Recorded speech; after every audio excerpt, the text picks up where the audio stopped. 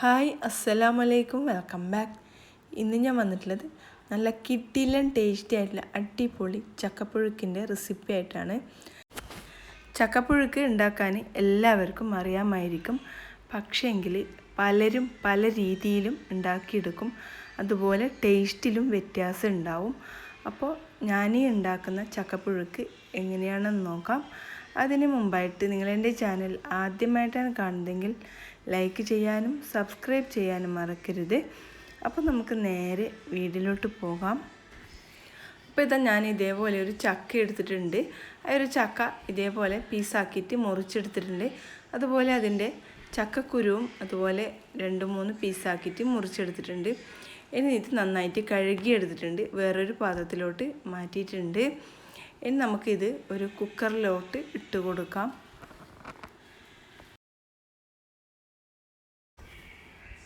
അപ്പോൾ ഇതാ മുഴുവനായിട്ടും കുക്കറിലേക്ക് ഇട്ട് കൊടുത്തിട്ടുണ്ട്.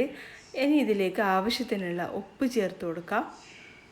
പിന്നെ ഇതിലേക്ക് കുറച്ച് മഞ്ഞൾപ്പൊടി ചേർത്ത് കൊടുക്കാം.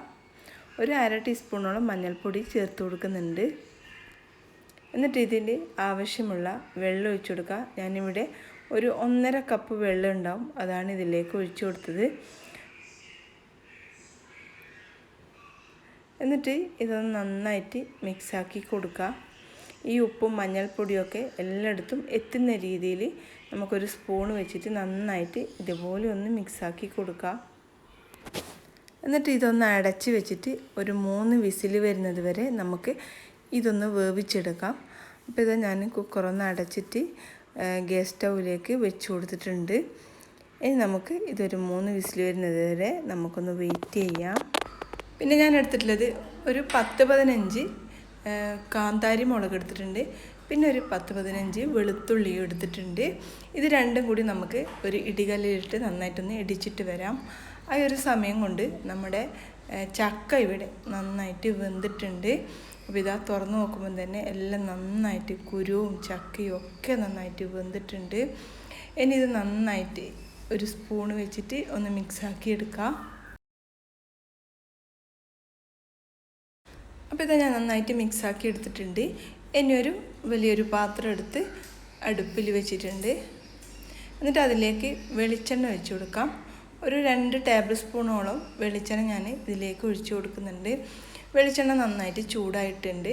ഇനി അതിലേക്ക് കടുകിട്ട് കൊടുക്കാം.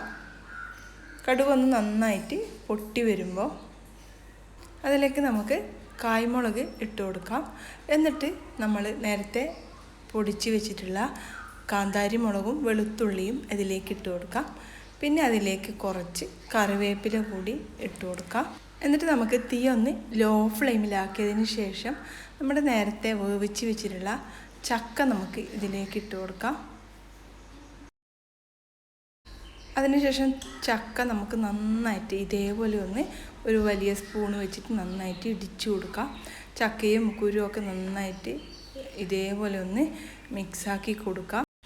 വെളുത്തുള്ളിയും കാന്താരി മുളകും കടുവൊക്കെ എല്ലായിടത്തും എത്തുന്ന രീതിയിൽ നമുക്കിത് നന്നായിട്ട് ഇതേപോലെ ഒരു സ്പൂൺ വെച്ചിട്ട് മിക്സാക്കി കൊടുക്കാം. അപ്പോൾ ഇതാ നമ്മളെ കിടിലൻ ടേസ്റ്റി ആയിട്ടുള്ള അടിപൊളി ചക്കപ്പുഴുക്ക് ഇവിടെ റെഡി ആയിട്ടുണ്ട്. അപ്പോൾ നിങ്ങൾ ചക്കയൊക്കെ കിട്ടുന്നുണ്ടെങ്കിൽ ഇതുപോലെ നിങ്ങളൊന്ന് ട്രൈ ചെയ്ത് നോക്കാം. നല്ല ടേസ്റ്റാണ്, അടിപൊളി ടേസ്റ്റാണ്. അപ്പോൾ ഇതിൻ്റെ കൂടെ മീൻ കറിയും ബീഫ് കറിയൊക്കെ ഉണ്ടെങ്കിൽ നല്ല ടേസ്റ്റാണ് കഴിക്കാൻ. അതുപോലെ ചോറിൻ്റെ കൂടെ കഴിക്കാനും സൂപ്പറാണ്. പിന്നെ വൈകുന്നേരം ചായയുടെ കൂടെയും ഇതുപോലെ ഒന്ന് കഴിക്കുകയാണെങ്കിൽ സൂപ്പറായിരിക്കും. അപ്പോൾ നിങ്ങൾ ഇതുപോലെ ഒന്ന് ട്രൈ ചെയ്ത് നോക്കുക. എന്നിട്ട് അതിൻ്റെ ഫീഡ്ബാക്ക് കമൻ്റായിട്ട് അറിയിക്കുക. അപ്പോൾ നിങ്ങൾക്ക് എൻ്റെ വീഡിയോ ഇഷ്ടമാവുന്നുണ്ടെങ്കിൽ ലൈക്ക് ചെയ്യാനും സബ്സ്ക്രൈബ് ചെയ്യാനും തൊട്ടടുത്ത് കാണുന്ന കുഞ്ഞു ബെല്ലൈക്കൺ ഒന്ന് എനേബിൾ ചെയ്യാനും മറക്കരുത്. അപ്പോൾ ഇൻഷാ അല്ലാഹ് നല്ലൊരു വീഡിയോ ആയിട്ട് നമുക്ക് വീണ്ടും കാണാം. താങ്ക്